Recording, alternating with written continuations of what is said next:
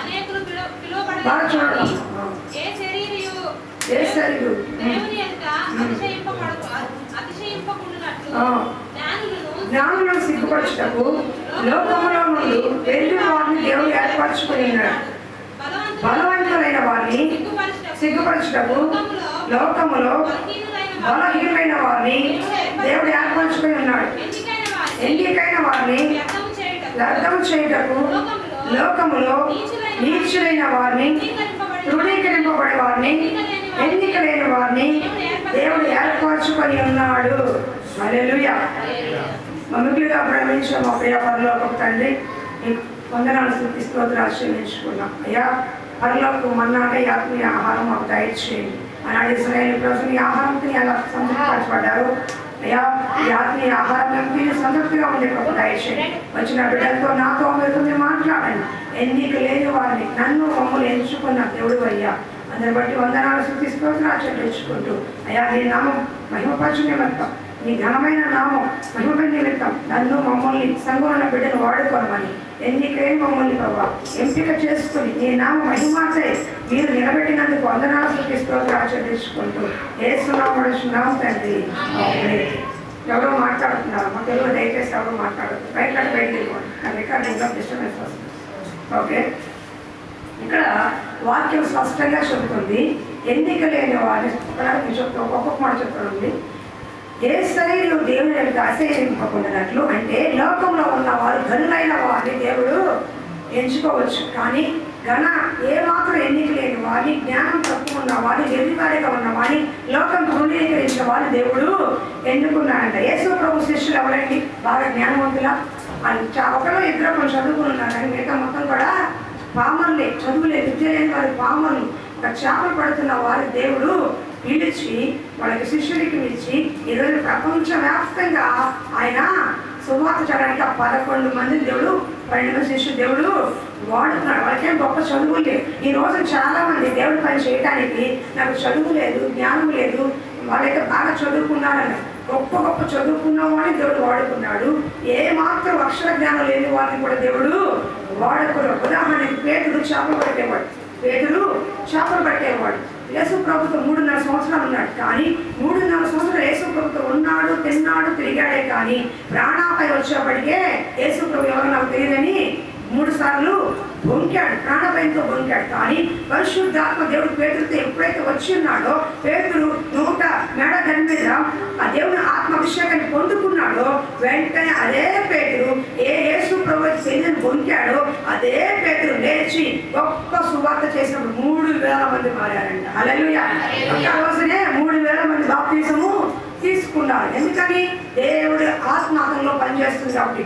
దేవుడు ఎవరైనా ఇక్కడ కూర్చున్న వాళ్ళు దేవుడు పని చేయొచ్చండి, కానీ దేవుడు పిలుచుకోవాలి. దేవుడు ఆత్మ అభిషేకంతో తోడుగా ఉండాలి. కాబట్టి ఇక్కడ స్పష్టంగా చెప్పింది, ఎన్నిక లేని వారి దేవుడు ఎంచుకున్నాడు. ఎందుకో తెలుసా? మేము జ్ఞానం కలిగిన వారము, మేము బుద్ధిమంతులం, మేము చదువుకున్న వారిని శరీరరీతిగా వెర్రవేయకుండా, గర్వపడకుండా, వాళ్ళు సిగ్గుపరచడానికి బలహీనమైన వారి దేవుడు ఎన్నుకున్నాడంట. అర్థమవుతున్న? బలహీనమైన వారిని, ఈ లోకరీతిగా వెళ్ళి వారిని, ఈ లోకంలో తృణీకరించబడిన వారిని, అసహించబడిన వారిని దేవుడు ఎన్నుకున్నాడు. ఉదాహరణ చెప్తాను. చాలా మంది మంచి వారిని చూస్తారు, అలా మంచివాడు రా అనుకుంటారు, కానీ దేవుడు చూసేది వాక్యం చదివిస్తుంది, నేను పాపుల కొరకు వచ్చాను కానీ నీతిమంతుల కోసం నేను రాలేదు. మనము ఒక త్రాగుబోతుని చూసినప్పుడు, ఎవరైనా పరిస్థితుల్లో విరోధంగా ఉన్నప్పుడు వీడు మంచివాడు కాదురా అని లోకరీతిగా అనుకుంటాం, కానీ దేవుడు అదే వ్యక్తిని పట్టుకొని అదే వ్యక్తిని ఎంచుకొని బలంగా వాడుకున్న వాళ్ళు ఉన్నారు. ఎంతో మంది సేవకులు ఈ రోజు వాడబడేవాడు. ఒకప్పుడు త్రాగుబోతులు, విరుగుబోతులు, ద్రోహులు, ఇంకా చెప్పాలంటే హంతకులైన వారు కూడా మార్చబడి సేవ చేసేవారు చాలా మంది ఉన్నారు. ఇది చెప్పట్లేదు అంటే బలహీనమైన వారిని, ఈ లోకము అసహించుకుంటున్న వారిని, ఈ లోకం తృణీకరించిన వారిని, ఈ లోకంలో అసలు ఏ మాత్రం కూడా లెక్కలేని వారిని దేవుడు బలమైన సాధనాలుగా వాడుకున్నాడు. ఈ రోజున మన కుటుంబంలో కూడా, మన బంధువుల్లో కానీ, మన కుటుంబస్తులో కానీ ఎవరైనా సరే కేర్లెస్గా చూస్తున్నారేమో, లెక్కలేని తనగా చూస్తున్నారేమో, తృణీకరిస్తున్నారేమో, ఒకప్పుడు హోదాగా ఉండి ఈ రోజు దిగజారిపోయిన స్థితిలో ఉన్నావేమో, ఒకప్పుడు బాగా బ్రతికే స్థితిలో ఉండి ఈ రోజు అల్పంగా కనపడుతున్నావేమో, ఒకప్పుడు అందరికీ సహాయం చేసే స్థితిలో ఉండి ఈ రోజు ఏమి చేయలేక మనమే చేయి స్థితిలో ఉన్నావేమో, అలాంటి వారికి దేవుడు చెబుతున్నాడు, నిత్యముగా నేను గొప్ప చేస్తానని దేవుడు చెబుతున్నాడు. హల్లెలూయా. ఈ రోజున మీ ముందు ఒక ముగ్గురు వ్యక్తులు నేను ముందు పెట్టాలని ఆశపడుతున్నాను. ఎందుకంటే దేవుడు ఇక్కడ స్పష్టంగా చెప్పాడు, ఎన్నిక లేని వారిని, తృణీకరించబడి వారిని, లోకము నెట్టివేయబడి వారిని నేను ఎంచుకున్నాను. అలాంటి వ్యక్తుల్లో ముగ్గురు ఉన్నారండి. మొట్టమొదటిగా వ్యక్తి ఎవరంటే న్యాయాధిపతులు 6వ అధ్యాయం తీద్దాం. న్యాయాధిపతులు 6వ అధ్యాయం తీసి పెట్టండి. అక్కడ ఈ వాక్యం చెప్పే ముందు నా గురించి ఒక మాట చెప్తా. నాకైతే ఈ సేవ చేయాలని ఆశ కానీ ఈ పని చేయాలని ఏమాత్రం లేదండి. 5-6 సార్లు అయితే నేను పారిపోయాను. నాకు ఈ సేవ వద్దు బాబాయ్ నేను చేయలేనని 5-6 సార్లు నేను పారిపోయిందాన్ని. కానీ దేవుడు ఎన్నికలే నన్ను నిలబెట్టి వాడుకున్నాడు. నేను దేవుడిని సమర్పణ చేసి ఒక మాట చెప్పా, నాకు వాక్యం అర్థం కావట్లేదు, నాకు వాక్యం అర్థం కాకపోతే నేను ఇతరులకి ఎలా చెప్పగలను? నేను ఎన్నిక లేదా, నా చదువు లేదు, కాబట్టి నీ జ్ఞానంతో నన్ను నింపి, నీ అభిషేకంతో నింపి, నీ సత్యం నాకు బోధిస్తే అప్పుడు నేను ఈ సేవ చేస్తానని దేవుడు ఒప్పందం చేసుకుని ఇక్కడ నిలబడ్డానండి. దేవుడు మహాకృపను బట్టి ఆయనకి ఎప్పుడైతే నేను సమర్పణ చేసుకున్నాను, ఈ ఎన్నిక లేని దాన్ని, అవాయికురాల్ని, లోకమంతా అనాథగా చూస్తున్న నన్ను ఈ రోజున ఎంతో మందికి ఉపయోగపడే పాత్రగా దేవుడు వాడుకుంటున్నాడు. హల్లెలూయా. ఏంటయ్యా ఏంటి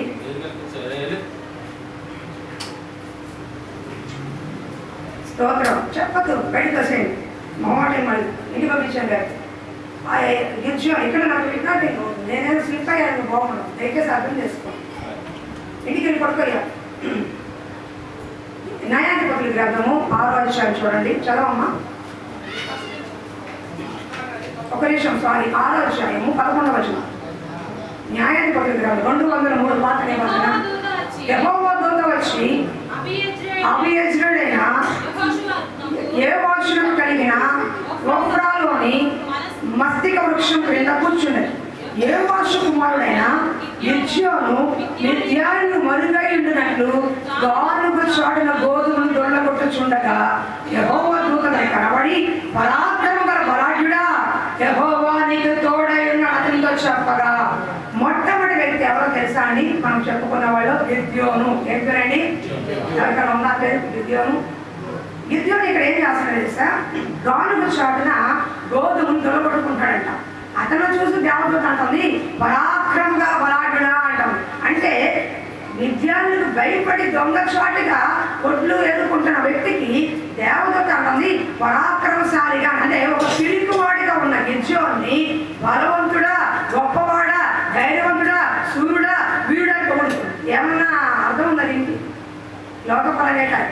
ఎందుకంటే ఆత్మీయ అర్థం వేరు, అక్షరాలైన అర్థం వేరు. ఇక్కడ దేవదూత విద్యార్థులకు వచ్చి పరాక్రమంగా బలాఢ్యుడు అంటే ఏమంటుందో తెలుసా? ఇప్పటికి పిరికివాడిగా ఉన్నాడు, కానీ రానున్న రోజుల్లో పరాక్రమశాలిగా మారబోతున్నాడు. అందుకే నువ్వు పిరికివాడిగా, నువ్వు చేతగాడిగా అనుకుండా పరాక్రమంగా బలసుడా అని తను ముందుగానే దేవదూత రానున్న రోజుల్లో గిద్యోను ఏమై ఉన్నాడో, ఏం చేయగలడో దానిని బట్టి మాట్లాడుతుంది. హల్లెలూయా. ఈ రోజున చాలా మంది మరేమో పనికిరాని వాడురా, ఎందుకు వారిని త్వరగానాడురా, అటు ఇటు తిరుగుతూ ఉంటాగా నీ వల్ల ఏం ఉపయోగం లేదురా అని మరి ఎంతో మంది పిల్లలను కానీ కుటుంబ సభ్యులు ఎవరో ఒకరిని మనం తిరుగుతూ ఉంటాం. కానీ దేవుడు దృష్టి వాడు ఎన్నికైన వారైతే, దేవుడు పిలుచుకున్న వాడైతే వారే రానున్న రోజుల్లో గొప్ప స్థానంలో ఉంటారు. ఉదాహరణకి దావీదు మహారాజు ఎవరండి?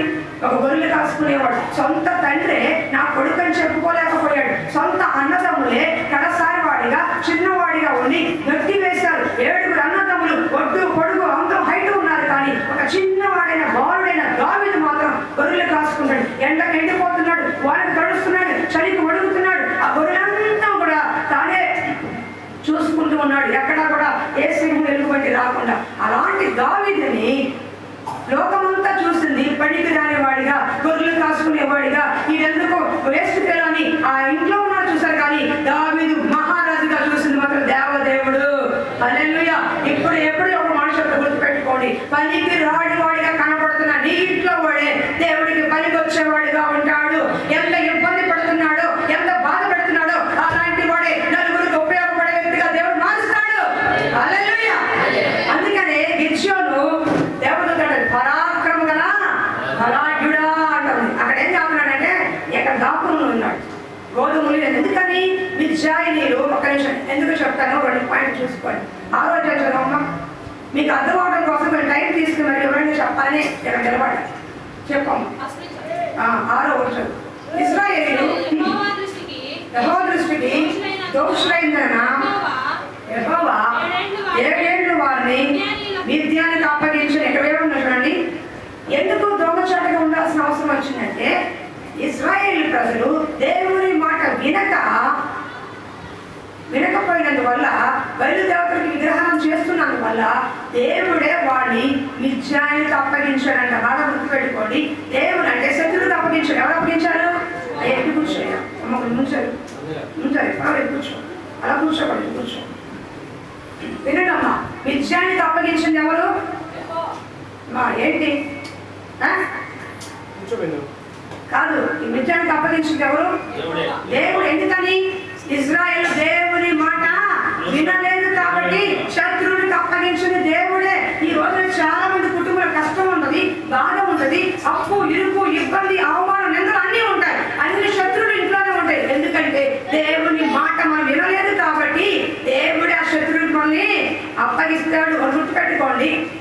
అమ్మ కూర్చోండి, నాకు డిస్టర్బెన్స్ అయ్యి నేను చాలా ఇదిగా ఉండి పెట్టుకున్నాను. ప్లీజ్ 1 గంట నాకు అయినా ప్లీజ్. ఏసు రక్తం ఏం చెప్పొచ్చాను? సారీ, దేవుడే శత్రువులు మనల్ని రేపుతాడు. ఇశ్రాయేలు ప్రజలు ఆ కానాను దేశం బయలుదేరుతున్నప్పుడు ఎంతమంది శత్రువులు వస్తే అంతమంది కూడా దేవుడే నాశనం చేశాడు. ఇశ్రాయేలు ప్రజలకు ఏ హాని చేయలేదు. కానీ ఇశ్రాయేలు ప్రజలు ఎప్పుడైతే దేవుని మాట విరోధం అయ్యారో, దేవుని మాట వినకుండా విగ్రహాలను తిరిగారో, దేవుని మాట వినకుండా ఆచారాలు సంపదలు తిరిగారో, దేవుని మాట వినకుండా బయలుదేవరికి కుమార్తె బలిగా ఇచ్చేశారో, యెహోవా కోపం రగులుకుంది. దేవుడి కోపము రగులుకుంది. అప్పుడు శత్రువుల చేతికి దేవుడే అప్పగించాడు. నిన్ను రక్షించాలన్న దేవుడే, నిన్ను అప్పగించాలన్న దేవుడే. కానీ దేవుడి మాట వింటే రక్షించబడిన వ్యక్తిగా ఉంటావు. దేవుని మాట వినకపోతే శిక్షించబడిన వ్యక్తిగా ఉంటావు. మిద్యాను ఏం చేస్తున్నారంటే ఇశ్రాయేలు పంట కోస్తున్నారు, పంట వేస్తున్నారు.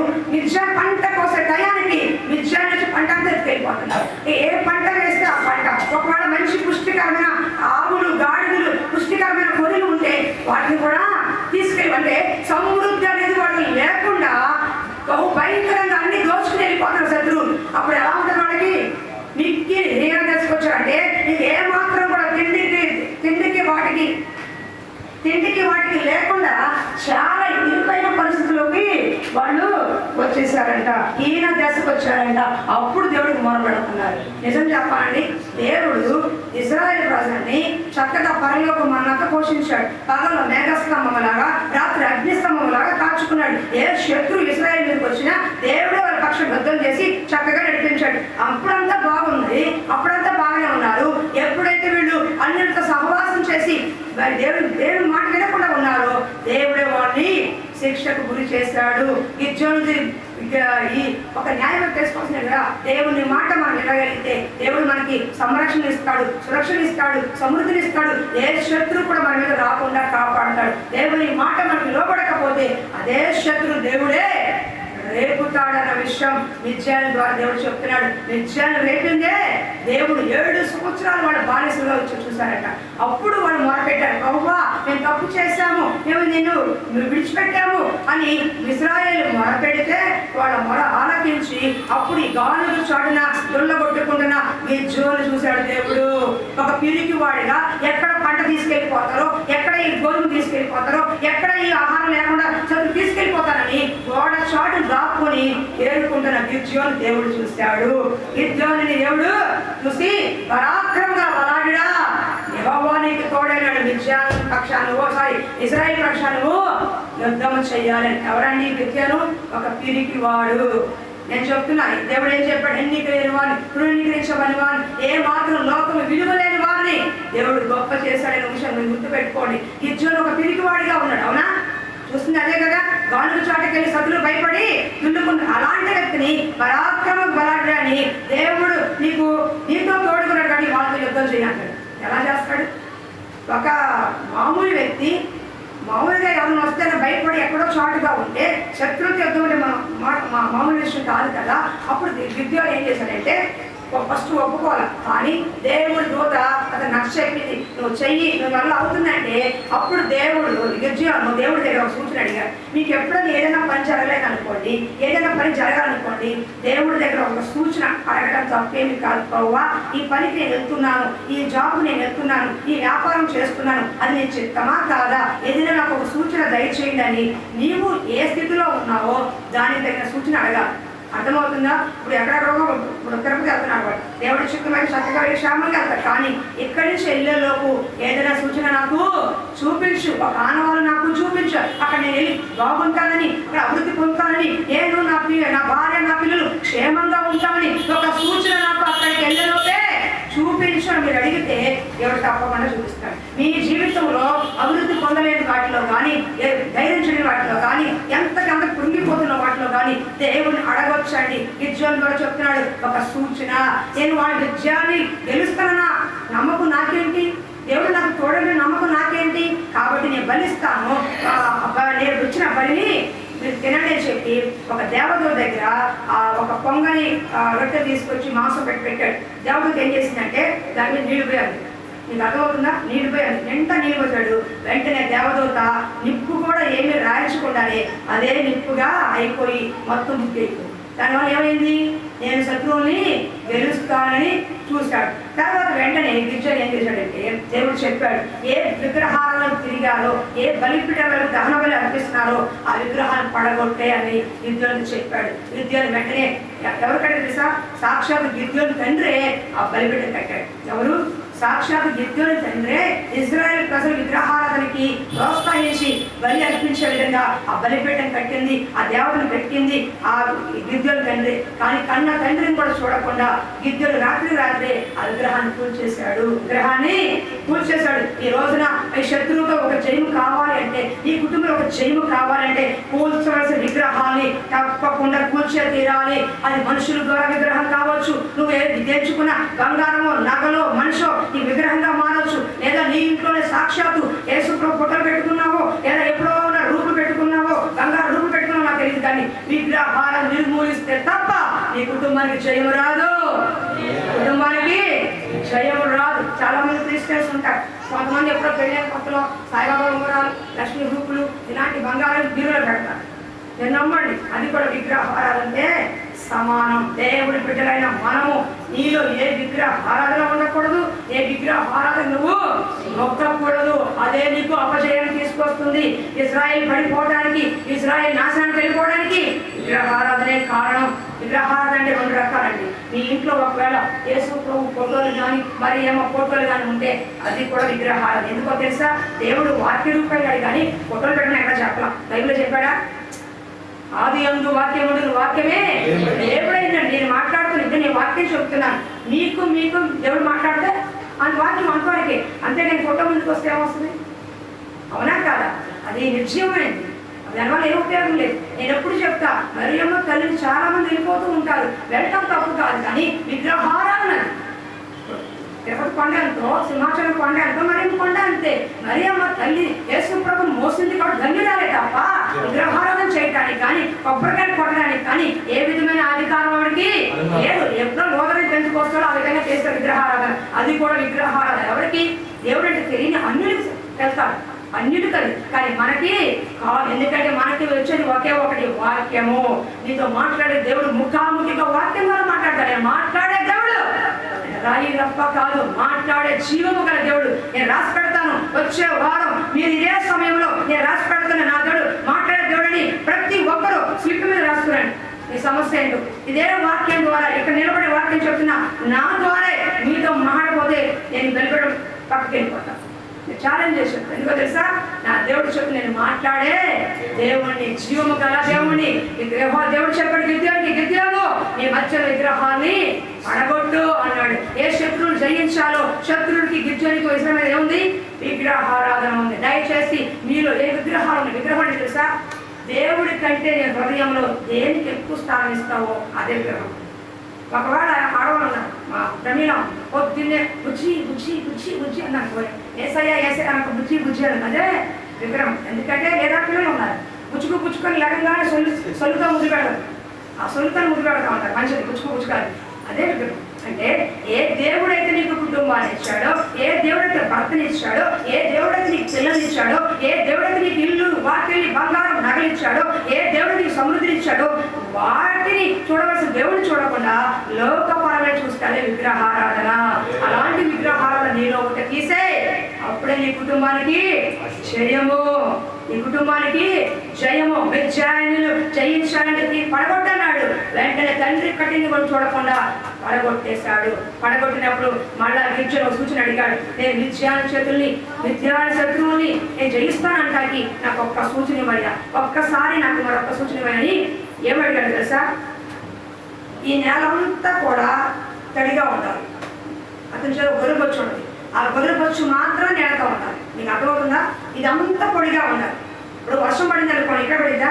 పైనుంచి వర్షం పడింది అనుకోండి, ఏం పడింది? మంచు పడితే. ఇప్పుడు మంచు పడింది అనుకోండి, చుట్టుపక్కల పడిద్దా? కానీ గిద్యోను శత్రువుని నేను జయిస్తానంట ఆనవాళ్ళు కావాలని దేవుడు దగ్గర అడుగుతున్నాడు. ఏమడుగుతున్నాడంటే ఈ ప్రాంగణం అంతా కూడా పొడిగా ఉండాలి, ఇక్కడ ఉన్న గొర్రెబొచ్చు మాత్రం తడిగా ఉండాలి, మంచుతో కప్పబడి ఉన్నారు. దేవుడు వెంటనే గిద్యోను ప్రార్థన ఆలకించి అదంతా పొడిగా ఉంది, ఇది మాత్రం తడిగా ఉంది. మరొకసారి దయచేసి కోపడకయ్యా, ఇంకొకటి అడుగుతున్నాను, ఇది మాత్రం పొడిగా ఉండాలి, ఇదంతా తడిగా ఉండాలి. నీకు అర్థమవుతుందా? అది కూడా చూపిస్తా. ఇది మాత్రం తడిగా ఉండాలి, ఇదంతా పొడిగా ఉండాలి. అది కూడా దేవుడు చేశాడు. ఎందుకో తెలుసా? గిద్యోను ఒక పిరికివాడిగా ఉన్నాడు. మిద్యాను శత్రులు బలమైన వాళ్ళు, బలవంతులు. అలాంటి వాళ్ళు జయించాలని తన శక్తి సమస్య సరిపోదు, వెళ్తున్నాడు. కానీ అక్కడ రివర్స్ అయితే లేచిపోయాడు.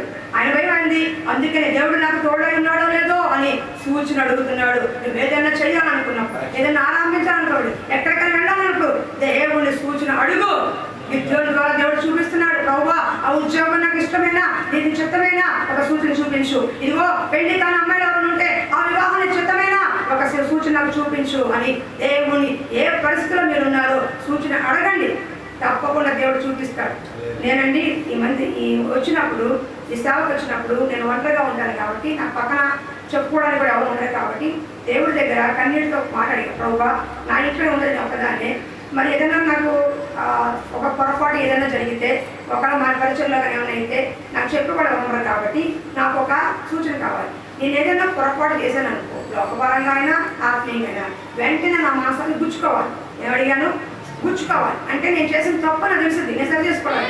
నీకు అర్థమవుతుందా? మాట కానీ చేతల్లో కానీ ఏదైనా సరే నా మనసాన్ని గుచ్చుకోవాలి. అంటే ఇంటికంటే అనిపించాలి, వెంటనే నేను సరి చేసుకుంటా. ఇది నాకు ఆనవాళ్ళగా పెట్టుకొని సేవకు వచ్చిన కొత్తలో అడిగాను. ఎందుకంటే సేవ అంటే ఆషామాష విషయం కాదు, ఎంతోమంది సలహాలు సంప్రదించి ఉంటేనే జరుగుతుంది. అలాంటి ఒంటరిగా ఉన్నప్పుడు ఎవరు ఇక్కడ అంత ఉన్నవాడు ఎవరు లేరు కాబట్టి దేవుడిని అడిగారు. మీరు నమ్మండి, ఎన్నోసార్లు నాకు దేవుడు గుచ్చిన అనుభవాలు దేవుడు ఇచ్చాడు. ఎందుకు నేను చిన్న ఎగ్జాంపుల్ చెప్తాను. బండి కోసం వెళ్ళాను, ఆ బండి బాగానే ఉంది, కానీ కొత్త బండి తీసుకోవాలనే ఉద్దేశంతో వెళ్ళిపోతే మొత్తం అయిపోయింది. 3,000 నెలల శిస్తి కట్టాడు. ఇక్కడ వచ్చేది అంతంత మాత్రం, ఇంటి అద్దెకి వీటికి అలా అయిపోతుంది. మళ్ళీ 3,000 అంటే నేను కట్టాలి అంటే కట్టగలనా లేదా, ఇప్పుడు ఎందుకులే అని చెప్పి వచ్చేసాను. కొత్త బండి కొనుక్కొని ఆశతో ఉంది, కానీ శిస్తి చూస్తే కట్టలని భయం కలుగుతుంది. నా మొహంలో సంతోషం కనిపించదు, బండి చూస్తే సంతోషం కనిపించదు. ఎందుకని? లోపల గుచ్చుతుంది, ఇది నీకు వద్దు అని. మీకు అర్థమవుతుందా? ఇది నీకు వద్దు, దేవుని మాట కాదని తీసుకుని ఉంటే అప్పులు పాలైపోయి చాలా నలిగిపోయే పరిస్థితి నాకు వచ్చేది. ఇప్పుడైతే మున్సిపల్ 15,000 కడితే బండి నాదే, 15,000 అప్పు ఉందానికి మొత్తం నాదే. మీకు అర్థమవుతుందా? 15,000 కోసం 90,000 బండి చూసాను నేను. ఏది ఇరుక్కున్నట్టే కదా, నేను 15,000 90,000 బండి అప్పు. మీకు అర్థమవుతుందా? 15,000 తీరిపోయే బండికి 90,000 అప్పుకి వెళ్ళాను నేను. అది వెంటనే దేవుడు నన్ను గుచ్చాడు. నా మొహల సంతోషం కనిపించాడు, బళ్ళు ఎందుకు కనపడుతున్నాయి కానీ సంతోషం కనిపించట్లా. నాకు ఇంకా దేవుడిని ఇంటికి వచ్చి, ప్రభువా నన్ను బతికించావయ్యా, పొరపాటు నేను తీసేసుకుని తొందరపడిపోయి నెలకి కట్టలేక ఇబ్బంది పడేదాన్నేమో, నీ నామానికి అవమానం తీసుకొచ్చేదాన్నేమో, నాకు సహాయం చేసావు ప్రభువా. నేను నిజమండి సేవ చేసే ఖర్చుల్లో ఒంటరి జీవితంలో కానీ నేను ఎప్పుడు సూచన అడుగుతాను, ప్రభువా ఇది కరెక్టా కాదా, ఈ మార్గం కరెక్టా కాదా, ఇలా వెళ్తాం కరెక్టా కాదా, దేవుడిని అడుగుతాను. పొరపాటున కూడా తొందరపడి నేనే విషయం దేవుడి పరిచయంలో చేయనండి. కాబట్టి గిద్యోను అడిగాడు సూచన, అది ఒకసారి చదువుతానండి, మీరు కూడా అడగడానికి ధైర్యంగా ఉంటారు. చెప్పమ్మా. 11వ అధ్యాయము 36 నుంచి 40 చదవమ్మా. నేను చదవనా చదువుతావా? నేను చదువుతాను వినండి అమ్మా. అప్పుడు గిద్యోను, నువ్వు సెలవిచ్చినట్లు నా చేత ఇశ్రాయేలు రక్షింప ఉద్దేశం నేను కళ్ళమున గొర్రె బొచ్చు ఉంచిన తరువాత నేల అంతయు ఆరి ఉండగా ఆ గొర్రె బొచ్చు మీద మాత్రమే మంచు పడాలి అని అడిగాడు. దేవుడు ఏం చేశాడు? అక్కడ పొద్దున లేకంగానే ఆ గొర్రె బొచ్చు అంతా నీళ్ళ పాత్ర నిండు వరకు పిండాడంట. అప్పుడు గిర్జోని ఇంకోటి అడుగుతున్నాడు, నీ కోపం నా మీద మండనీకు ఇంకొక మాట అడుగుతున్నాను, ఆ బొచ్చు తెసలు నేల అంతటి మీద మంచు పడి ఉండగా ఆ బొచ్చు మాత్రమే పొడిగా ఉండాలి, నేల అంతా తడిగా ఉండాలి అన్నప్పుడు దేవుడు అట్లాగే చేశాడంట. ఎందుకని? గిర్జోని ఎన్నుకుందెవరు? దేవుడు. గిర్జోని ద్వారా విజయానికి ఇశ్రాయేలుకి క్షయము. అందుకని గిర్జోని ఏం అడుగుతున్నాడో అవన్నీ కూడా దేవుడు ఇస్తూ వచ్చాడు. మీకు దేవుడు ఎంచుకున్న పాత్ర అయితే, ఎంచుకున్న కుటుంబం అయితే మీకు కావాల్సిన ప్రతిదీ కూడా దేవుడే సమకూరుస్తాడు. మీరు దేవుడే సమకూరుస్తాడు. ఎలా ఏంటనుకోవద్దు, నువ్వు ఎంచుకున్నప్పటి పాత్ర అయితే, ఎన్నుకోబడిన వ్యక్తి అయితే దేవుడే నీకేం కావాలో సమస్తము సకలము సమృద్ధిగా ఇస్తాడు. హల్లెలూయా. డౌట్ క్లియర్ అయిపోయింది. అమ్మయ్య ఇంకా విజయాన్ని నేను జయిస్తాను అనుకుని అందరినీ పోగేసుకోండి. మొత్తం 32,000 మంది సైన్యం అయ్యారు. 32,000 మంది సైన్యం వచ్చిన తర్వాత యుద్ధానికి బయలుదేరుతుంది. అంటే దేవుడు అన్నాడు, వీళ్ళు విజయాన్ని జయించడానికి వీళ్ళు చాలా ఎక్కువయ్యా. వీళ్ళు ఏమనుకుంటారంటే జయించిన తర్వాత మేము ఎంతమంది కలిసి జయించాము, దేవుడు ఏం చేశాడు అని అనుకుంటారు. కాబట్టి ఎవరైతే యుద్ధానికి భయపడుతున్నారో వాళ్ళందరూ పొమ్మని వెనకండి. వెంటనే వెళ్ళిపోమనగానే 22,000 మంది వెనక్కి వెళ్ళిపోయారు. అంటే యుద్ధానికి ఎంత భయపడి వచ్చారన్నమాట. యుద్ధం వెనకాల 32,000 మంది సైన్యం ఉన్నారు. ఎవరైతే భయపడుతున్నారో వెళ్ళిపో అన్నాడు దేవుడు. అంతే 22,000 మంది వెళ్ళిపోయారు. ఇంకెంతమంది? 10,000 మంది. వీళ్ళు కూడా ఎక్కువే. యుద్ధాన్ని శత్రునికి సైన్యం విస్తారంగా ఉంది. కానీ దేవుడి కార్యం జరగాలంటే ఎక్కువ సైన్యంతో కాడు, ఉన్న ఒక్కడితో అయినా ఇద్దరితో దేవుడు జయాన్ని ఇవ్వగలి చెప్పడానికి ఏం చేశాడంటే, ఎవరైతే కుక్కలాగా గదుగుతారో, కుక్కలాగా నీళ్లు గదుగుతారో వాళ్ళు ఉంచమన్నాడు. వాళ్ళు సుమారు 300 మంది ఉన్నారు. వాళ్ళు ఏం చేశారంటే నీళ్లు తాగుతూ ఏట్లో నీళ్ళు ప్రవహిస్తుంది. నీళ్ళు తాగని ఏం చేయాలి? మోకాళ్ళు ఉండి ఇలా పట్టుకుని ఇలా తాగాలి. ఇలా తాగినట్టు కొంతమంది ఉన్నారు. కొంతమంది ఇలా మోకరించేసి చేతులన్నీ పక్కన పెట్టి కుక్కలాగా నీళ్ళలో మొహం పెట్టేసి నీళ్లు తాగారు. ఒక్క 4 ఎలా తాగుతుందో నీళ్ళు అలాగే మొహం పెట్టి నీళ్లు తాగేశారు. మూత పెట్టేసి నీళ్ళు తాగేశారు. అలాంటి వాళ్ళు 300 మంది. కాబట్టి ఆ 300 మందిని వచ్చి నీళ్ళు పంపించారు. అక్కడ ఉంది వేల సైన్యము. 300 మందితోనే నీకు జయాన్ని ఇస్తానన్నాడు. చాలా మంది అనుకుంటారు, మా ఇంటికి మాకు ఎవరు లేదండి, మాకుంది కొద్దిపాటి వాళ్ళండి, మాకు అండదండ లేదండి, మాకున్న బంధువులు కూడా ఎవరు రారండి, ఏదైనా కష్టం వస్తే ఏదైనా బాధ వస్తే చెప్పుకోవడానికి ఎవరు లేరని అనుకో. ఎవరు అవసరం? దేవుడు ఒకడు చాలు ఇదో ఉంటాడు. దేవుడు ఒక్కడు చాలు. ఆయన ఒక్కడే ఒక్క దూత నీకు తోడుగా ఉంటే 1,87,000 మంది శత్రువుని లేపేస్తాడ. అన్నదాడు నీకు ఒక దూత కెపాసిటీ 1,87,000 మంది శత్రువులు లేపేస్తాడ. అంతమంది ఉన్నారా నీకు? మరి దేవదూత రక్షణ పొందుకున్న నీకు దేవుడు దేవదూత పక్కన ఉంది. ఎవరు తన శత్రువులు? వాళ్ళు రావాలి, వీళ్ళు రావాలి, ఈ కేసు ఆ కోర్టు, వాళ్ళు వీళ్ళు బలగో రాజకీయం ఎవరొద్దు. మోకరించి దేవుడిని అడుగు, నా సహాయకుడు నీవేను. దేవుడే నీ దూత పంపిస్తాడు. అర్థమవుతుందా? ఒక్కోసారి రాజకీయ పలుకుబడి పనికిరాదు, ఒకసారి పోలీసు అధికారి పనికిరాదు, ఏ రాజ్యానికి పనికిరాదు. దేవుడే మనకి దిక్కు. యెహోషాపాతు చెప్పాడు, విస్తారమైన సైన్యం 4 దిక్కులు వచ్చినప్పుడు నీవే మాకు దిక్కు అన్నాడు. దేవుడే యుద్ధం చేసి లేపించాడు. కాబట్టి నీ పక్షాన్ని యుద్ధం చేయాలంటే దేవుడిని అడగాలి. కానీ మా పిన్ ఉంది, మా బాబాయ్ ఉన్నాడు, మా పెదనాన్న ఉన్నాడు, మా వాడు ఎక్కడో పోలీసులో ఉన్నాడు, ఎక్కడో అక్కడ ఉన్నాడని అనుకోవడం కాదు. నీ ముందు నీ ఇంట్లో దేవుడి దూత ఉంది. అక్కడ అడుగు, ముందు అక్కడ అడుగు. మోకరించి అడగాల్సింది ఎక్కడ? నీలో మోకరించి అక్కడ అడుగు. అప్పుడు యుద్ధం నీ పక్షాన దేవుడికి చేస్తాడు. నిజంగానే ఎవరెవరిని కలవాలి, నిజంగా రాజకీయాలు చేయాలా అక్కడికి పంపిస్తాడు. మనుషుల ద్వారా దేవుడు చేస్తాడు. అర్థమవుతుందా? కానీ ఆయన అడిగి వెళ్తే ఎక్కడెక్కడికి వెళ్ళాలో, ఎవరిని కలవాలో, ఎక్కడ సమాధానం ఇవ్వాలో, ఎవరి మనుషులతో లేపాలో ఆయన మనకు గైడెన్స్ ఇస్తాడు. దానికి మనం మోకరించి అడగాలి. చాలా మంది గొడవ వస్తే అయ్యిందో చేసుకుని వస్తున్నా చూసుకుందాం అంటారు. చూసుకుందాం, నీకెంతుందో మాకెంతుంది, మేమేం తప్పు తిన్నావా, మా వాడు అనుకున్నాడు, తీసుకురా చూసుకుందాం, కర్రలు కాదు. దేవుడు 300 మందితో విజయాన్ని ఓడించాడు. విజయాలు ఒక్కడే 300 మంది తీసుకుని వెళ్ళాడు. విస్తారమైన సైన్యాన్ని ఆ 300 మంది లేపిస్తారు. తరిమి కొట్టారు. ఎందుకో తెలుసా? వాళ్ళు 10,000 మంది ఉండి వీళ్ళు 10,000 ఉంటే అది గొప్ప కాదు. దేవుడు చేసింది ఏమన్నా మేము చేసామంటారు మనుషులు. కానీ 300 మంది ఉండి 3,000 చంపారే, అది దేవుడి గొప్పతనం. నీ దగ్గర కొంచెం ఉండి నీ ఎదురుగా ఉన్నవాడు కాదు. దేవుడు నీ పక్షాన ఉంటే ఎంతటి గొల్యోనైనా లేచుకోవాల్సిందే. ఫస్ట్ ఆశ్రయించాల్సిన అవని దేవుణ్ణి. ఒక పిరికి వాడిని పరాక్రమంగా బలాడుగా చేశాడు. నేను వల్ల కాదు, నేను చెయ్యలేను అని పిరికితను ఒడికిపోతున్న గిజ్జోని పరాక్రమశాల బలశాలిగా నిలబెట్టి గిజ్జాన్ని హతం చేయించాడు దేవుడు. నీ శక్తి నీ బలం సరిపోదు, దేవుడి పక్షాన్ని నిలబడు. నీతో యుద్ధం చేసేది ఆయన. నీ ఆత్మీయ పోరాటాలు కానీ, కుటుంబ పోరాటాలు కానీ, వ్యక్తిగత పోరాటాలు కానీ, కుటుంబ సమస్యలు కానీ ఏదైనా యుద్ధం చేసేది ఆయన. మనం కాదు. మన చేతుల్లో మనం చేసుకున్నంత వరకు దేవుడు చూస్తూ ఉంటున్నాడండి. ఎప్పుడైతే దేవుడి చేతులు నువ్వు అప్పగించుకుంటావో అప్పుడు నీ పక్షాన్ని ఇస్తాడు. నా బలము, నా శక్తి, నా జ్ఞానం, మా వాళ్ళు అనుకున్నంత కాలం నీ దగ్గరికి రాడు దేవుడు. ఎప్పుడైతే వాళ్ళందరూ పక్కన పెట్టి ప్రభువా నువ్వే నాకు దిక్కు, నా కుటుంబాన్ని కట్టేది నువ్వే, నా బిడ్డ రక్షించేది నువ్వే, నా కుటుంబాన్ని కాపాడేది నువ్వే, అప్పుడు విడిపించేది నువ్వే, నువ్వే నాకు దిక్కు అని ఎప్పుడైతే విడుస్తావు కన్నీరు, అప్పుడు దేవుడు ఎంటర్ అవుతాడు. అర్థమవుతుందా? 20 సంవత్సరాలు యాకోబు రాహేలు ప్రేమలో పెట్టాడు. ఇద్దరు భార్యతో ఎంజాయ్ చేస్తున్నాడు హ్యాపీగా. దేవుడు గుర్తురాలా. ఎప్పుడైతే లాభాన్ని మొహం మార్చుకున్నాడో అప్పుడు గుర్తొచ్చాడు దేవుడు.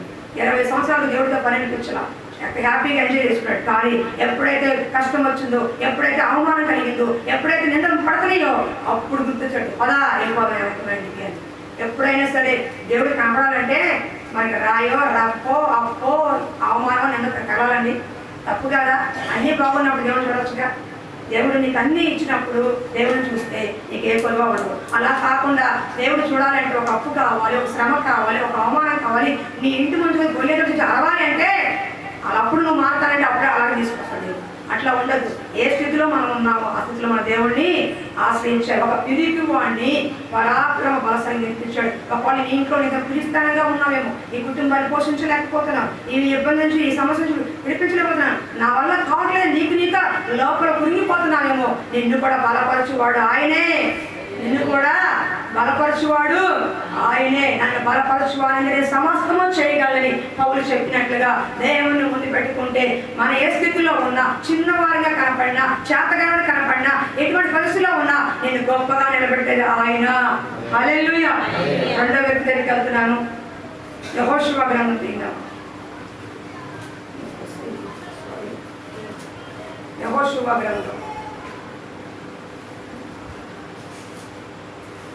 అమ్మా సారీ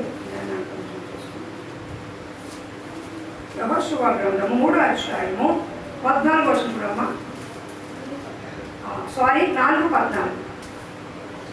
ఆ దినమున యెహోవా ఇశ్రాయేలు ఎదుట యెహోషువను గొప్ప చేసిన కనుక వారు మోషేను గౌరవపరిచినట్లు అతను బ్రతుకు జనములన్నీ అతన్ని గౌరవపరచుడి.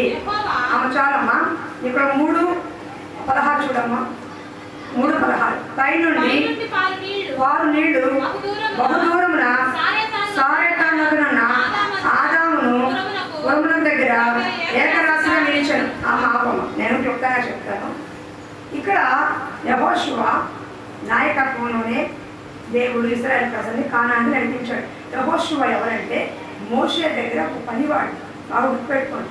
మోషే నాయకత్వంలో అతనికి సహకరించే సహకారిగా, పనివాడిగా, ప్రార్థించేవాడిగా, సహకారిగా ఉన్న ఒక పనివాడు యెహోషువ. అంతమించి ఏం కాదు.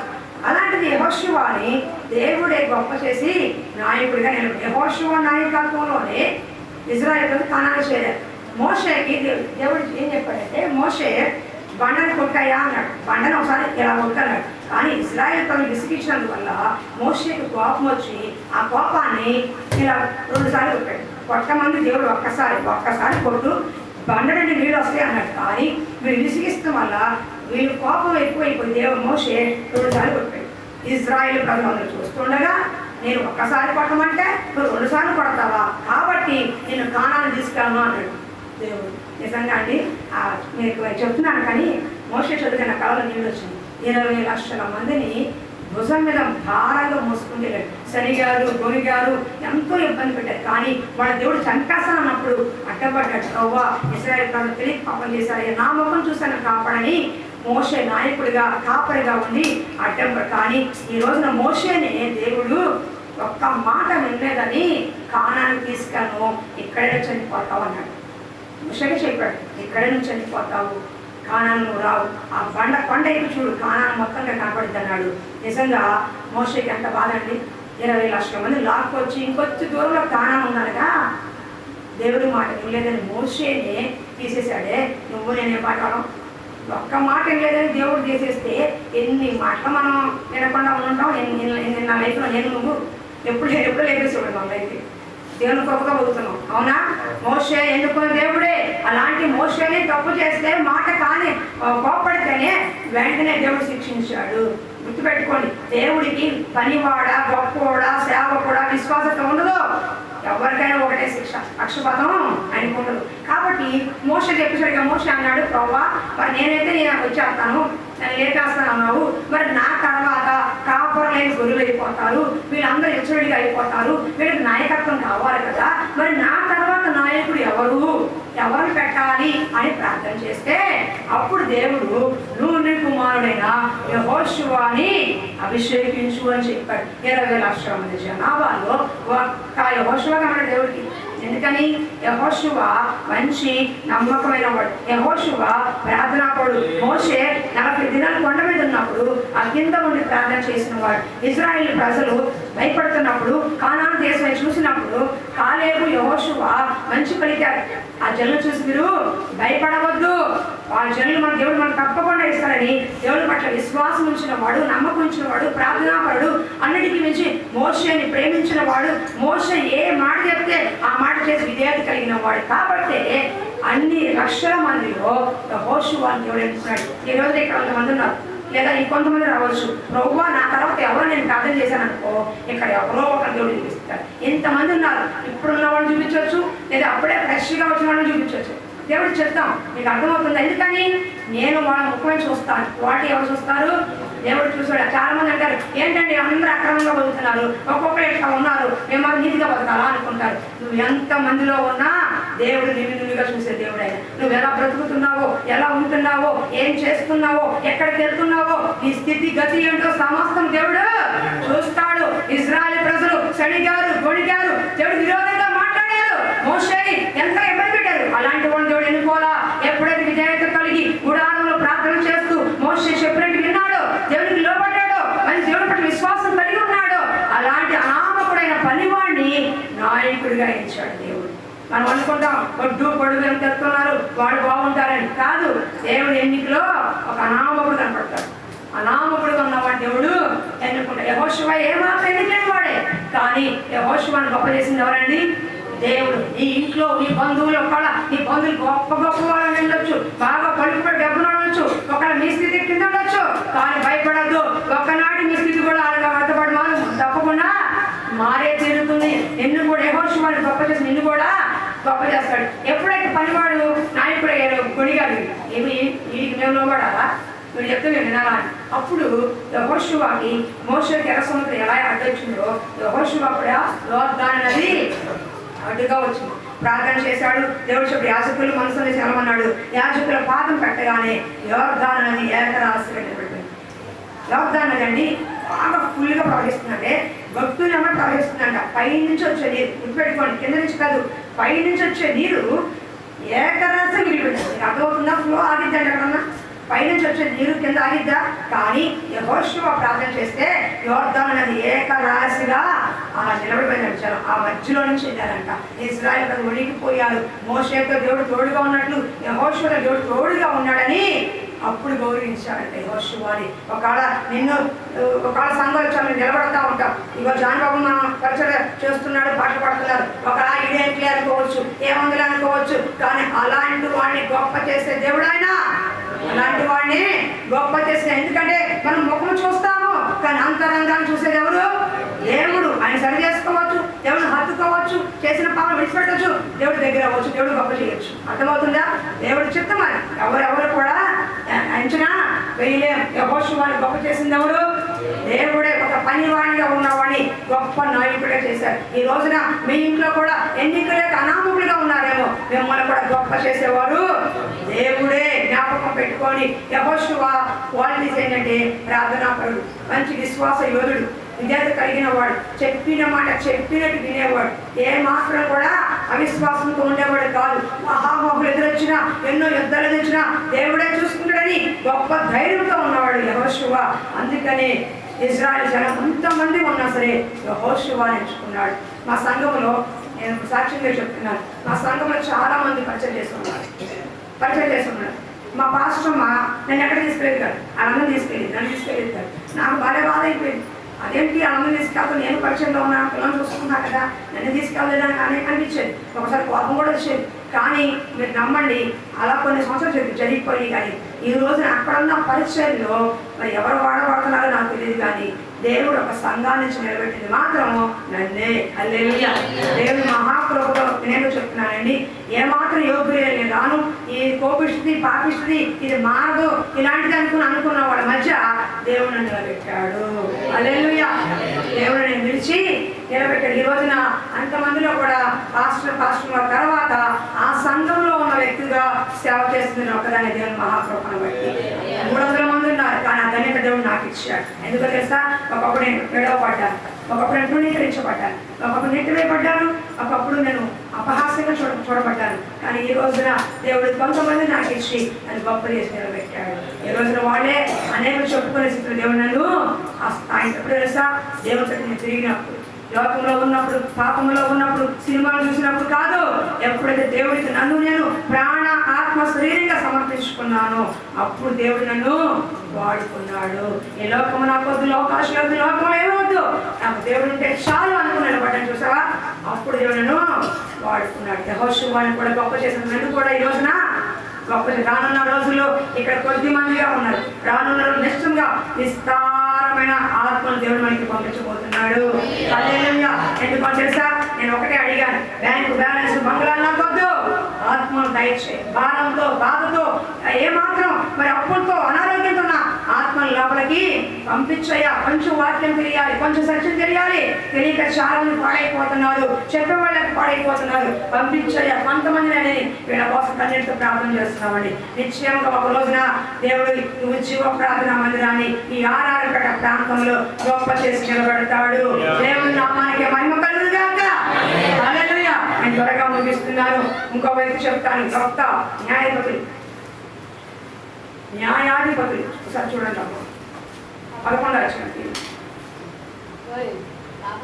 మనం చదువుకున్న వాటిని గుర్తుపెట్టుకోండి. ఎన్నిక లేని వారిని, తృణీకరించబడిన వారిని, నీచంగా చూసిన వారిని, అల్పంగా చూసిన వారిని దేవుడు ఎంచుకొని నిలబెట్టాడంట. మీకు అర్థమవుతుందా? గిర్జోని ఎవరు? ఒక పిరికివాడిగా అల్పంగా ఉన్నాడు, నిలబెట్టలేదా? అలాగే యెహోషువ ఒక పనివాడిగా ఉన్నాడు, కానీ నాయకుడిగా గొప్ప చేసి నిలబెట్టాడు. 3వ వ్యక్తి ఎవరో తెలుసా? యెఫ్తా. ఎవరమ్మా?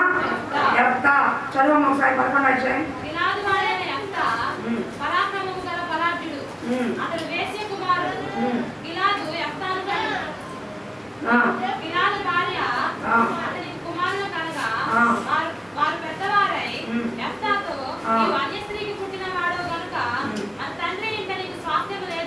ఉండమ్మ ఒక నిమిషం. 7వ చదువు.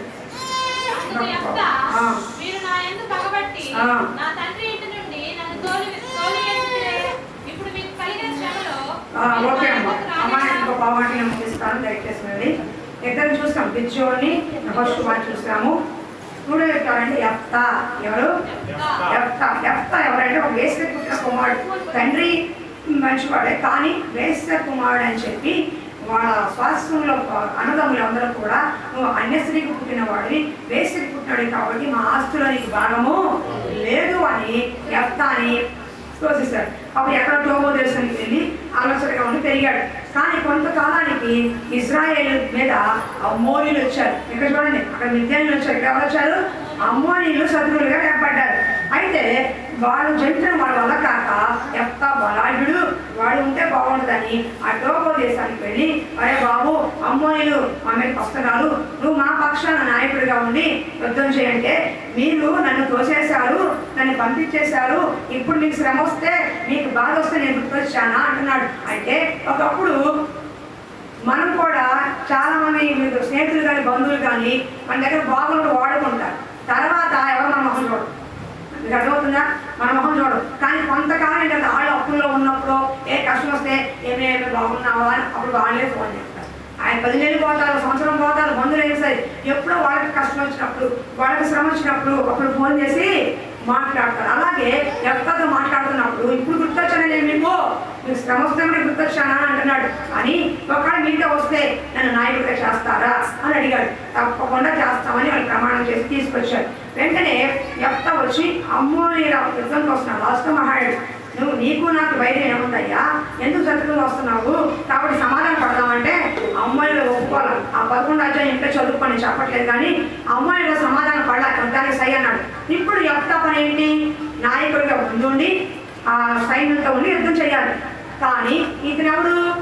ఒక పరాక్రమశాలైన వైశ్య కుమారుడిగా నెట్టివేయబడినాడు. తృణీకరించబడిన వ్యక్తి, నెట్టివేయబడిన వ్యక్తి, ఏ మాత్రం ఎన్నిక లేని వ్యక్తి, నీచంగా చూడబడిన వ్యక్తి యెఫ్తా.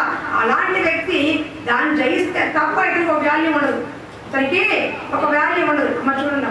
అయితే అమ్మోనితో అప్పుడు మొక్కుబడి చేస్తున్నాడు. ఏమని? నేను అమ్మోని జయించి వస్తే నా ద్వారబంధం ముందు ఏది ముందు వస్తే అది నీకు బలిగేస్తా అన్నాడు. అది నీకు బలి చేసిన మొక్కుబడి చేసుకున్నాడు. చాలా మంది మొక్కుబడి చేసుకుంటారండి. ప్రసంగి 5:4 చెప్తున్నాడు, మొక్కుబడి చేసుకోకుండా ఉంటే మంచిది, కానీ మొక్కుబడి చేసుకుంటూ వెంటనే చెల్లించాలి. మొక్కుబడి అంటే గుండిస్తాను, పండగ వచ్చి మెట్లు ఎక్కి దండం పెడతాను, 3 దండలు ఎక్కుతాను, 3 గంటలు ఎక్కితే కదా మొక్కుబడి. మా పాస్టర్ గారు ఎప్పుడు మాట చెప్తుంది ఏమని, ఒక్కసారి గుండించిన తర్వాత జుట్టు మొలవదండి ఎవరైనా గుండిస్తారా? ఒక్కసారి గుండి తెచ్చుకున్న తర్వాత నీకు జుట్టు రాదు, జన్మలాంటి గుండిస్తారా? ఇవ్వరు. ఎందుకని? 3 నెలలు పోతే అయ్యో 1 నెల పెరుగుతాయి కదా అని ఫ్రీగా వచ్చిన చీకేసిన తాటికాయ జుట్లు అడిగి చెప్ప తీసుకెళ్ళి పాపం అదే. కానీ అలాంటి దేవుడు మన దేవుడు కాదు. శ్రేష్టమైన మొక్కుబడి చేసుకోవాలి. మొక్కుబడి చేసుకోకుండా మంచిది, కానీ చేసుకుంటే మాత్రం వెంటనే చెల్లించాలి, లేదా దానికి తగిన పర్యవసానం మనం అందించాల్సి వస్తుంది. ఈయన ఏం చేశాడు? మొక్కుబడి చేసేసుకున్నాడు. ఏమని? మొక్కుబడి చేసిన ఏది వస్తుంది ఇచ్చేస్తానని. మొత్తానికి అమ్మోని జయించాడండి. శత్రువులు జయించి మంచి ఆర్భాటంతో చక్కని మేళతాలతో వస్తున్నాడు. ఈ లోపు తండ్రి గారు చక్కగా జయించాడని లోపల నుంచి కుమార్తె వచ్చేసింది. ఎవరో? యెఫ్తా కూతురు బయటికి వచ్చేసింది. దానికి కొడుకు కానీ కూతురు కానీ ఎవరు లేరు, ఒకే ఒక కూతురు ద్వారబంధం ముందుకు వచ్చి నిలబడింది. ఎవరు మొక్కుబడి చేసుకున్నాడు? నేను జయిస్తే నా ఇంటి ముందు ఏది కనపడేది బలిస్తానన్నాడు. ఆయన అనుకున్నాడు కోడే, గొర్రె, ఆవో, ఎద్దో, మేక ఇచ్చేద్దాం అనుకున్నాడు. కానీ తన ఒక్కగానొక కుమార్తె వచ్చేసింది. ఎలా ఉంటుంది తండ్రి మనసు? ఇంకా పిల్లలెవరు లేదు, ఒకే ఒక కూతురు. నువ్వు ఇచ్చేస్తావా ఎవరికి? నువ్వు ఒక్కగానొక కుమారుని ఇచ్చామని ఇస్తావా? అబ్రహాం అదే అడిగాడు, ఇచ్చేస్తావా? కానీ ఇచ్చే అంత ప్రేమ ఉండాలండి. మనం అనుకుంటాం ఇవ్వమని. ఈరోజు ఎందుకు ఆశయం లేదు? అబ్రహాం ఎందుకు అంత గొప్పది తెలుసా? నీ ఒక్కగానొక కుమారుని ఇచ్చే అన్నాడు. 10 ఏళ్ళ పుట్టిన కుమారుని ఇచ్చే బలి అన్నాడు. వెంటనే మనసులో ప్రేమను చంపుకొని తీసుకెళ్ళాడు. దేవుడు బలి తీసుకోవాలా, కానీ అబ్రహాం మనసు ఏంటో తెలుసుకున్నాడు. నా కొడుకు కంటే భార్య కంటే నన్ను ఎక్కువగా ప్రేమిస్తాడు. ఈ రోజున ఎందుకు మీరు ఆశలు సార్? మీలో దేవుడు ప్రేమించడానికంటే మిమ్మల్ని మీరు ప్రేమించుకుంటారు. మీ భార్యని, మీ పిల్లల్ని, మీ వస్తువుని, మీ పని, మీ వ్యాపారం ప్రేమిస్తున్నారు. కాబట్టి అభివృద్ధి పొందలేకున్నారు. ప్రేమించాల్సింది వాళ్ళని కాదు, దేవుడు ప్రేమించారు. ప్రథమ స్థానం ఎవరికి ఇవ్వాలి? దేవుడికి ఇవ్వాలి. మీకు అర్థమైన భాష చెప్తారు. ఇప్పుడు మీ ఆవిడ ఉంది, పొద్దున్నే పట్టించుకోకుండా ఇరిపింకలు రోజు మాట్లాడుతున్నాను, ఊరుకుంటాను. నువ్వు టీ ఇవ్వలేదు, కాఫీ ఇవ్వలేదు, అన్నం కట్టలేదు, క్యారేజ్ కట్టలేదు, ఏదో కూతురు చెప్పుకున్నది. ఎలా ఉంటుంది? భర్తకి కోపం వస్తుంది, రోషం వస్తుంది. అవునా? నేను పట్టించుకోలేదండి, నేను పనికి వెళ్ళాలి, నాకు టీ లేదు, కాఫీ లేదు, భోజనం లేదు, క్యారేజ్ లేదు, ఏంటి అలుస్తారా కదా? రోషమైన భర్త అలుస్తారా కదా? అలాగే దేవుడు కూడా సర్వ సృష్టికర్తన దేవుడిని నుండి సృష్టికుడిని భర్త ఉండాలి. నన్ను పట్టించుకోకుండా వాళ్ళే మీద చూస్తారంటే రాలేదు. ఉదయ కాలంలో ఎవరికి ఇవ్వాలి ప్రథమ స్థానం? ఇంట్లో చీపురు పెట్టుకుని ఇవ్వడం కాదు, దేవుడికి ఇవ్వాలి. మంచం పక్కనే మోకరించి ఉదయ కాలం స్థానం ఎవరికి ఇవ్వాలి? దేవుడికి. నీ భర్తతో మాట్లాడక ముందే, నీ పిల్లలు లేవక ముందే దేవుడికి నీ హృదయంలో ప్రథమ స్థానం ఇవ్వాలి. యెఫ్తా చేసింది అదే. తన ఒక్కగానొక్క కూతురు ఎదురొచ్చినప్పుడు, అమ్మ నేను మొక్కుబడి చేసుకున్నాను అమ్మంటే, మంచి కూతురు కాబట్టి, అమ్మ నాయన నువ్వు మొక్కుబడి చేసుకున్నావు కాబట్టి నేను ఇచ్చాము. అదే మనం అనుకుంటేనా, నాకు తెప్పించావా అమ్మ, నీ గుండు పెట్టిస్తానమ్మా, మా నాన్న బాబాయ్ నా చుట్టూ పోవాలా, ఎంట్రీ మొక్కుబడి అనుకోవాలి అంటే ప్రజలంతాను అంటే ఏంటి? ఆడవాళ్ళకి జుట్టు ప్రేమిస్తే ఇస్తారా గబుకునా? ఇప్పుడు భుజబాబు ఉన్నాడు, ఆయన గుడి చేస్తున్నాడు, మా ఆవిడ నాతో బాగుంటే గుడి చేస్తాను. ఇస్తాడా? నాకు చెప్పకుండా ఎందుకు మొక్కుకున్నావు? నిన్ను ఎవరు ఇస్తారు నీకు? నేను ఎవరు? నువ్వు చెప్పు. నువ్వు 4 సార్లు తెచ్చుకుంటు 4 సార్లు తెచ్చుకో. అది నేను మాత్రం ఒకరికి 4 సార్లు తెచ్చుకో. నేను మాత్రం గుండు ఇవ్వ అన్నాడు. కానీ ఇక్కడ యెఫ్తా కుమార్తె తన ప్రాణాన్ని తండ్రికి ఇచ్చేస్తుంది. నాన్న, నువ్వు మొక్కుబడి చేసుకున్నావా? నువ్వు చేసుకున్న దేవుడికి నాన్న అలా ఉండకూడదు, ఇచ్చేయి, నన్ను దేవుడికి ఇచ్చే అని మంచి కూతురిగా ఉండండి. నేను అలాంటి కూతురు ఉంటే అంత బాగున్నామండి. మనవాళ్ళు కొట్టుకెళ్ళామా అంటే నేనే వెళ్ళాలా? అడగలా అంటే నేనే వెళ్ళాలా? అక్కడ పంపించు, చెల్లిని పంపించు, మా ఆయన పంపించాడు. అంతే, నేను మాత్రమే ఉంది. కానీ యెఫ్తా కుమార్తె తండ్రి మాటకి లోబడింది. దేవునికి మాటకి లోబడిన తండ్రి, నువ్వు దేవుడికి మొక్కుబడి చేసుకున్నావు, నన్ను ఇచ్చే అంది. అసలు అంటంతోనే తండ్రి మనసు అంత బాధపడండి. అసలు వచ్చిందే లేదు, కానీ ఏమాత్రం పేసి పెట్టకుండా నన్ను ఇచ్చేయండి అనుకో, ఆ తండ్రి మనసు ఎంత దుఃఖం వేసి ఉంటుంది. అంత మంచి మనసుకి అయ్యో నా కూతురు కదా అని. కానీ యెఫ్తా దేవుడికి మొక్కుబడి చేసినట్టు తన కూతురు ఇచ్చేసాను అన్నాడు. కానీ దేవుడు బలి కోరుకోలేదు. బలి అర్పణ దేవుడు కోరుకోడు కాబట్టి తను ప్రదర్శించాడు దేవుడు. అంటే శారీరకంగా తీసుకోలేదు, కానీ జీవితకాలం దేవుడికి సహాయం చేసుకుని అన్నా వాళ్ళ దేవుడికి పరిచయం చేసుకుని విడిపోయిగా పెద్దలు చెప్తారు. కాబట్టి యెఫ్తా ఏ విధంగా ఒక వేశ్య కుమారుడై ఉండి నెట్టివేయబడి, తృణీకరించబడి, అపహసించబడి ఎక్కడో ఉన్న వాడిని తీసుకొచ్చారో, ఈ రోజు ఆ స్థితిలో కనుక మనం ఉంటే మనల్ని కూడా నిలబెట్టే దేవుడు ఆయనే. అంటే వేశ్య కుమారుడు ఉన్నాడని కాదు, ఒకవేళ బంధువులు ఎంతో బాగుండి ఒకవేళ మనం తృణీకరించవచ్చు, వాళ్ళ పరిస్థితిలో ఉండి మా బంధువులను చెప్పుకోవడానికి కూడా వాళ్ళు సిగ్గుపడేవారు. మా బంధువులను చెప్పుకోవడానికి కూడా మనం ఇష్టపడరు. ఎందుకని కార్లు బంగారాలు ఉన్నాయనుకోండి, నడిచేస్తుంటే మా పెద్దమ్మ కూతురు మా అన్నయ్య గురించి చెప్పుకోరాడు. ఎందుకు వాళ్ళు కారులు వెళ్తున్నారు, మనం నడుచుకుంటే వెళ్తాము. కానీ ఒకరోజు మనం కూడా కారులు వెళ్ళామనుకో, మా పెద్దమ్మ కూతురు, మా పెద్దనాన్న కూతురు, మా అన్న కూతురు అని చెప్పుకుంటారు. ఈ లోకం అలాంటిది. కానీ నువ్వు ఏ స్థితిలో ఉన్న నిన్ను ప్రేమించేవాడు యేసయ్య మాత్రమే.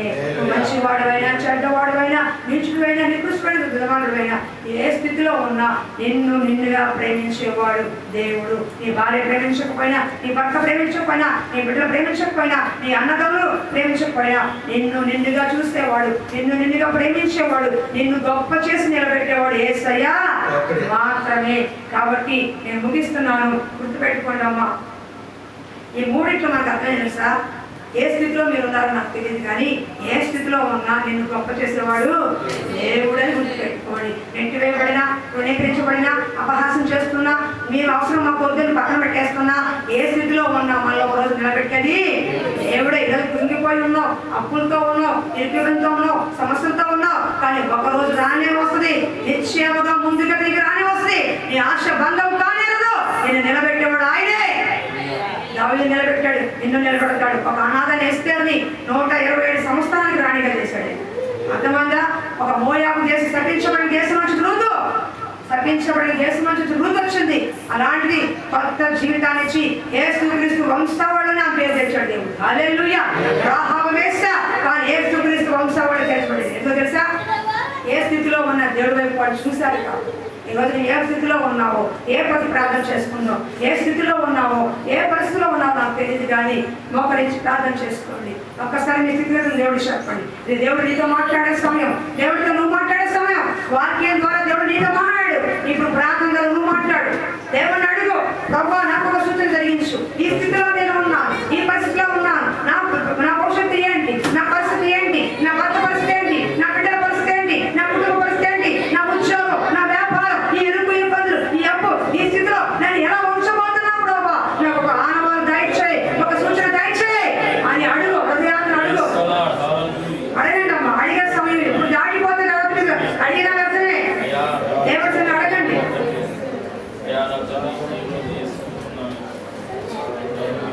లైంగిక లేని వారినైనా పిలిచిన దేవుడు, తృణీకరించబడిన వారు, జ్ఞానం లేని వారి జ్ఞానంగా నింపే దేవుడు.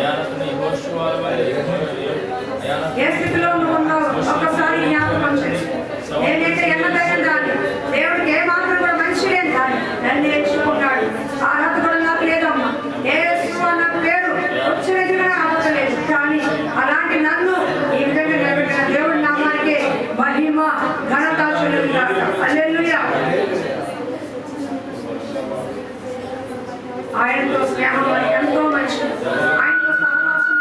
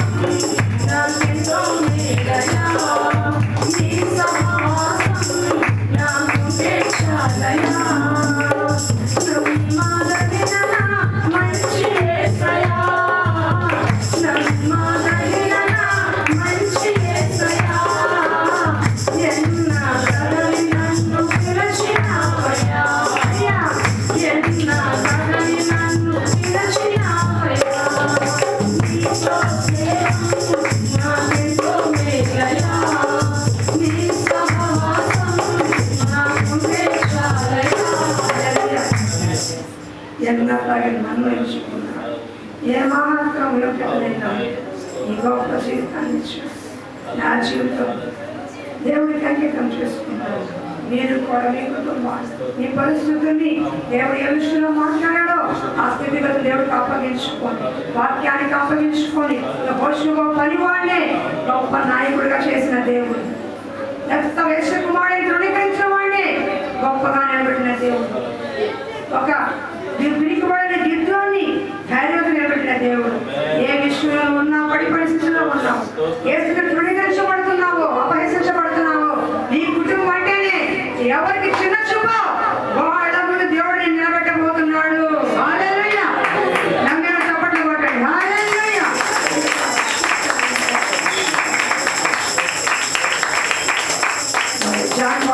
జాన్ బాబు వాక్యం అప్పగించడం ప్రార్థన చేస్తుండగా మైక్ తీసుకో బాబు. ముందుకు వచ్చి ప్రార్థన చేయి అయ్యా, ముందుకు వచ్చి ప్రార్థన చేయి.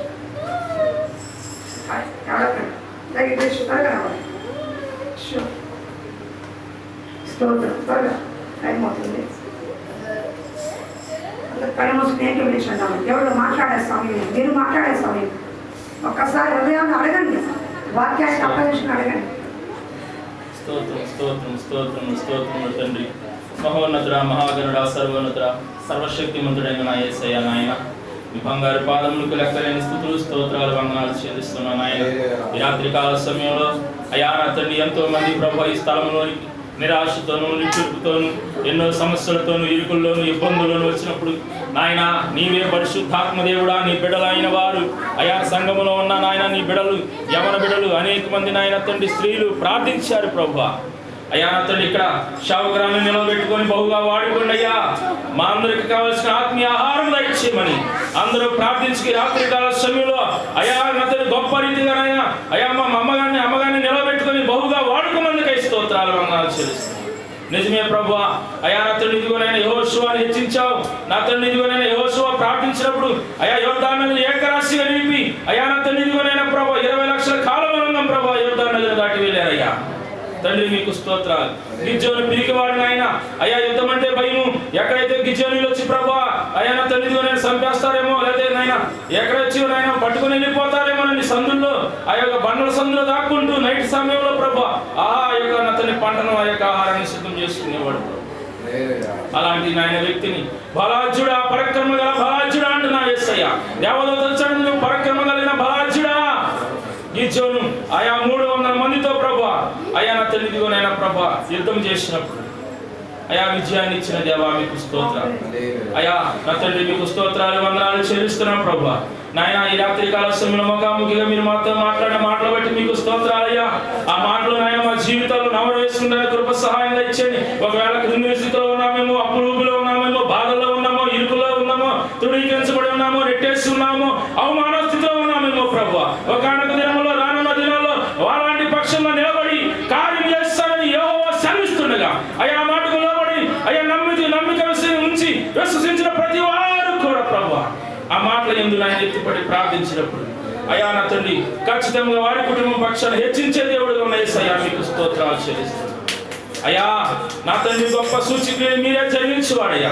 అయా పామరులైన పేతురు, యోహాను అయా నా తండ్రి ఇదివరైనా 3000 మందిని అయా పేతురు గారి వాక్య పరిచయం చేస్తుండగా 3000 మంది బాప్తిసం పొందుతున్నారు. ఓ సంఘం ఉద్యమం రగడబడింది యేసయ్యా. అయా పామరులైన ఎలాంటి వారైనా నువ్వు ఎన్నుకుంటే అయా గొప్ప చేసే వ్యక్తివైనా అయ్యా మేము తృణీకరించబడిన వారైనా ఒకవేళ లేని స్థితిలో ఉన్న పామరులైన ఎలాంటి వారైనా ప్రభు నీవు పట్టుకుంటే ఆ కుటుంబం ఆశ్రమించబడుతుంది. నీవు పట్టుకుంటే ఆ కుటుంబం వర్ధనపడుతుంది. నువ్వు పట్టుకుంటే ఆ బిడ్డనైనా వర్ధనపడతాడు. తండ్రి మీకు స్తోత్రాలు. అంచెలంచెలుగా అభివృద్ధి చేయవాడు నీవే. అయ్యా మేము చేయవలసింది మొదటగా నీకు ప్రాధాన్యత ఇచ్చేవారిగా చేయి. ఒకవేళ మా పిల్లలను ప్రేమిస్తున్నామేమో, ఒకవేళ నాయన నా భార్యని ప్రేమిస్తున్నానేమో, ఒకవేళ నా స్త్రీలైతే తన భర్తను ప్రేమిస్తున్నారేమో, కాదు నాయన ముందుగా దేవుణ్ణి అయా ఉదయకాల సమయంలో దేవుణ్ణి వెతికే వారిగా అయా మా సంఘంలో బిడ్డలందరూ నేను ప్రభు ఉండటానికి సహాయం చేయండి.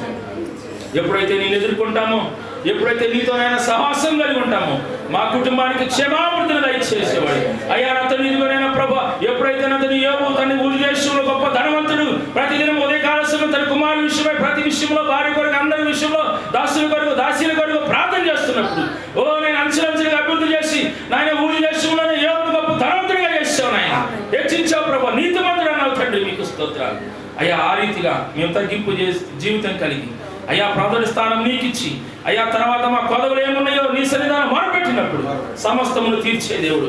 ఆకాశ పక్షులు చూడుమో, ఎత్తులు కొయ్యు, ఆహారం సమకూర్చువాడు నేనే. నా పిల్లలు సింహం పిల్లలు ఆకలి పట్టారేమో కానీ నా పిల్లలు కూడా ఆకలి కొనను, భిక్షమెత్తుకోవాలని సెలవిస్తారు యేసయ్యా, మీకు స్తోత్రాలు అయ్యా. ఇక్కడ మాకు తెలిసిన మా కుటుంబాలు రానున్న దినాల్లో వర్ధలింపచేయండి, సంఘంలో నాయన ఉద్యమం రగలచేయండి, ప్రతి ఒక స్థానంగా నాయన ఆత్మాభిషేకం పొందుకొని ఈ ఆదివాసీ పేదలు సమస్తము కదిలిపోవడానికి సహాయం చేయండి. ఎవరైతే నాయనతో నేను ఎందుకు పనికిరావాలనుకుంటున్నానేమో రానున్న దినాల్లో అయ్యా నా సహోదరి ఇదిగో నీతో చెప్తున్నాను, రాత్రి కాలశంలో నేను బలంగా వాడుకుంటాను, బహు బలంగా నేను అయ్యా నాతో అనేక మంది జనమ మధ్య నేను నిలబెడతాడు అయ్యా. నువ్వు ఒకవేళ ప్రార్థించలేకపోతున్నావా, రానున్న దినాల్లో ప్రార్థించేవాడుగా చేస్తాడు యేసయ్య. ఒకవేళ పాటలు పాడలేకపోతున్నావా, రానున్న దినాల్లో విస్తారముగా దేవుడి నుంచి స్వామించేవాడు. ప్రార్థన చేసేవాడైతే కన్నీరు గార్చి ప్రార్థన చేస్తారు అయ్యా. ఆరాధన చేసేవాడైతే రానున్న దినాల్లో దేవుడే ఆరాధన జరిగిస్తాడు అయ్యా. మొదటిగా మా జీవితంలో దేవునికే ప్రాధాన్యత ఇచ్చేవాడు. మమ్మల్ని మేము తగ్గించుకొని ముందుగా నీ నామాన్ని హెచ్చించినప్పుడు అయా గొప్ప కార్యాలు చేయండి అయ్యా. అయ్యా నా తండ్రి మా మధ్యలో నా తండ్రి ఆయన అచ్చన కుమారుని మీరు జ్ఞాపకం చేసుకోండి, హర్షాన్ని మీరు జ్ఞాపకం చేసుకోండి.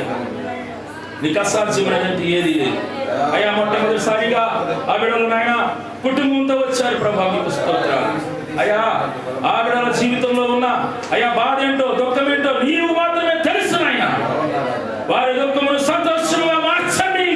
ఈ రాత్రి కాల సమయంలో జన బలహీనత యేసు అధికారంలో దూరపరచండి అయ్యా. శరీరంలో ఉన్న ప్రతి బలహీనత యేసు అధికారంలో దూరపరచండి. స్వస్థపరిచి యెహోవా రఫా నేనే సాధిస్తున్నా యేసయ్యా. స్వస్థపరిచి నీ పునరుద్ధరణలో, నీ సన్నిధానంలో, నీ ఉద్యమ ప్రార్థన మందిరంలో నిలబడి సాక్ష్యం చెప్పేవాడిగా సహాయం దయచేసి గొప్ప కార్యాలు అయ్యా నీవే జరిగించమని, ఇదే సూచిక మా మందిరంలో ప్రభా ఈ యొక్క సూచికను మీరు చేయమని నీ పాదాలు పట్టుకుంటూ వేడుకుంటూ అయ్యా వాక్యం చెప్పిన అమ్మగారిని బహుబలంగా వాడుకోండి అయ్యా. ఇంకను మీరు బలం ఇచ్చి రానున్న దినాల్లో అయ్యా లోకంలో కాకుండా ప్రభా అయ్యా అందరిని విడిచిపెట్టి, బంధువులను విడిచిపెట్టి, సమస్తం విడిచిపెట్టి నీ కొరకు నిలబడి ఉండగా బహుబలంగా వాడుకోండి అయ్యా. అనేక ఆత్మలు పట్టబడటానికి, అనేక ఆత్మలు విడిపించబడటానికి, అనేక మంది సంఘంలో నాయన ఉద్యమంగా రగల్చబడటానికి బహుబలంగా అమ్మగారిని మీరు వాడుకోండి. సింగనగర్ ప్రాంతంలో కూడా అయ్యా నన్ను స్థాపించిన ఆయన ప్రార్థనను మీరు ఒకసారి జ్ఞాపకం చేసుకోండి. ఆ ప్రాంతంలో కూడా సేవ పరిచర్య జరిగిస్తుండగా ఆ ప్రాంతాల్లో కూడా బహుగా వాడుకోండి. అక్కడ కూడా అద్భుతాలు, ఆశ్చర్యకారాలు మీరే చేసి మీ నామానికి మేము తెచ్చుకోమని మా కొరకు రానైన నజరేయుడైన యేసు నామమున అతి వినయంగా వేడుకొనుచున్నాం మా పరమ తండ్రి, ఆమేన్.